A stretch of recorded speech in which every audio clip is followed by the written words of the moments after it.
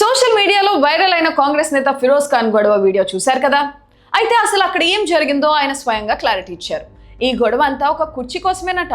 కుర్చీలో కూర్చోవడం విషయంలో ఒక చిన్న ఇబ్బంది జరిగింది. అందరూ మంత్రి పక్కన కూర్చోవాలని అనుకోవడంతో ఒక చిన్న మిస్అండర్స్టాండింగ్ వల్ల ఈ గొడవ జరిగింది అని ఫిరోజ్ ఖాన్ తెలిపారు.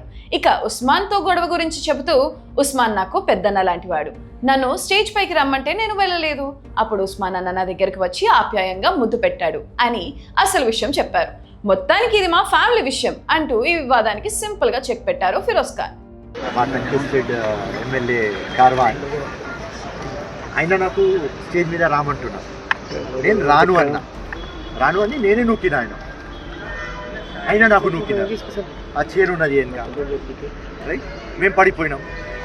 దాని తర్వాత ఆయన వచ్చి ముద్దులు పెట్టుకున్నాడు. సో ఏం లేదు, ఇది మా పార్టీ ఫ్యామిలీ. ఆయన పెద్దన్న, small misunderstanding, that's all, nothing. ఎవరి పక్కన కూర్చోవడానికి ఇద్దరు మొత్తం అది ఆ విఐపి ఉంటాయి కదా చైర్లు, మినిస్టర్ పక్క కూర్చోడానికి అందరు ప్రయత్నం చేస్తున్నారు.